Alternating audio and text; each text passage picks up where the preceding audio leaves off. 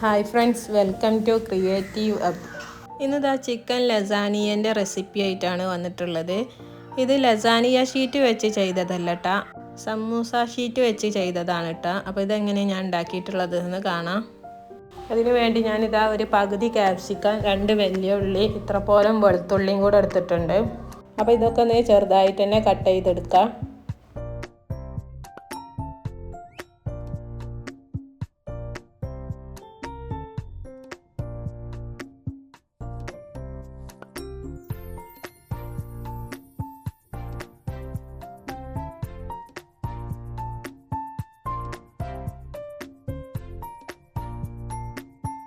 ഇനി ഇതാ ഞാൻ ഒരു പാന് അടുപ്പത്ത് വെച്ച് കൊടുത്തേക്കണേ.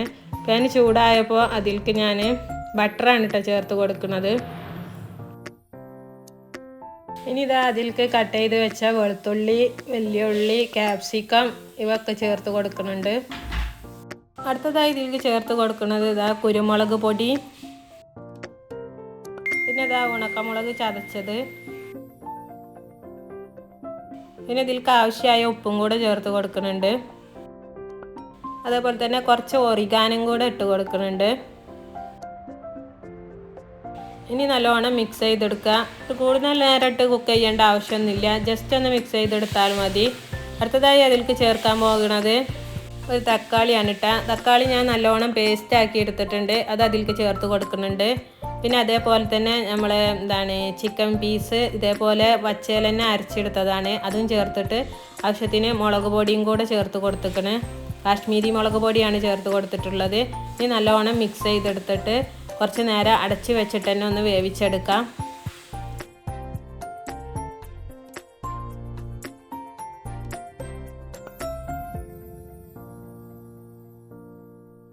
ചിക്കൻ അവിടെ ഇരുന്ന് കുക്കാവുന്ന നേരം കൊണ്ട് ഞാൻ ഇതിലേക്കുള്ള വൈറ്റ് സോസ് റെഡിയാക്കി എടുക്കുന്നുണ്ട്. അതിന് വേണ്ടി ഞാനൊരു പാൻ എടുത്ത് അടുപ്പത്ത് വെച്ച് കൊടുത്തിട്ടുണ്ട്.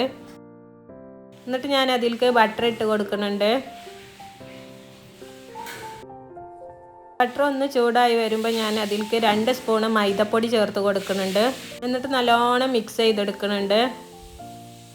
അടുത്തതായി ഞാൻ അതിലേക്ക് പാലും കൂടെ ചേർത്ത് കൊടുക്കുന്നുണ്ട്. പാൽ ചേർത്താൽ പിന്നെ നല്ലവണ്ണം ഇളക്കി കൊടുക്കണം.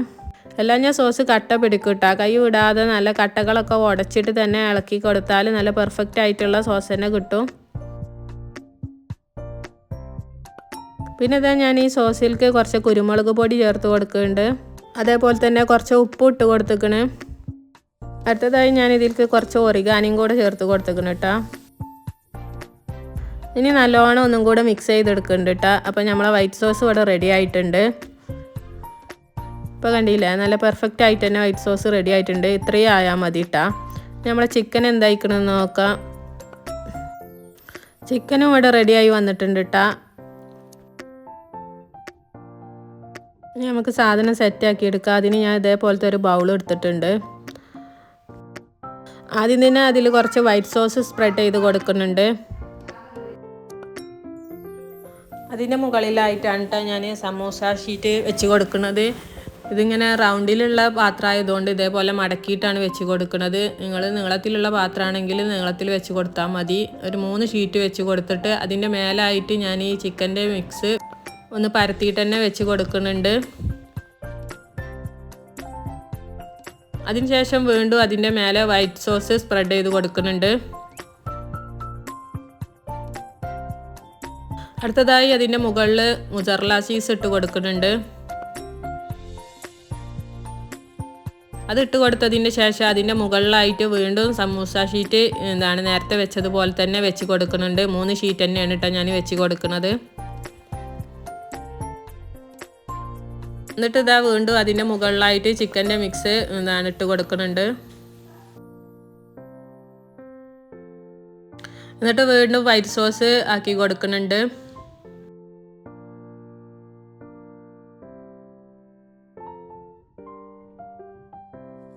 ഇനി ഇതാ ഏറ്റവും മുകളിലായിട്ട് വീണ്ടും മുസറല്ല ചീസ് തന്നെ ഇട്ട് കൊടുക്കുന്നുണ്ട്. അതിൻ്റെ മുകളിലായിട്ട് ഞാൻ കുറച്ച് ഉണക്കമുളക് ചതച്ചതും കൂടെ ഇട്ട് കൊടുക്കുന്നുണ്ട് കേട്ടോ. അത് ഓപ്ഷണലാണ്, ആണെന്ന് നിർബന്ധമില്ല. ഞാനൊരു ഭംഗിക്കും വേണ്ടിയിട്ട് ഇട്ട് കൊടുത്തിട്ടുണ്ട്. ഇനി നമുക്കിത് ബേക്ക് ചെയ്തെടുക്കാം. അപ്പോൾ ഞാനിതാ ഇത് ഓവനിലാണ് കേട്ടോ ബേക്ക് ചെയ്യുന്നത്. ഓവനിൽ ഞാനിവിടെ 20 മിനിറ്റ് സെറ്റ് ചെയ്ത് വെച്ചിട്ടുണ്ട്. അത്രയും മതിയിട്ടാ. അപ്പോൾ തന്നെ ഇത് പെർഫെക്റ്റ് ആയിട്ട് കുക്കായി വന്നോളൂ. ഓവനില്ലാത്തവർക്കും ഒരു വലിയ പാത്രത്തിൽ വെള്ളം വെച്ചിട്ട് നമ്മൾ ഉണ്ടാക്കി വെച്ച ഇത് അതിലേക്ക് ഇറക്കി വെച്ചിട്ട് ആവി കയറ്റി എടുത്താൽ മതിയിട്ടാ. അപ്പോൾ ഇത് പെർഫെക്റ്റായി വന്നോളൂ.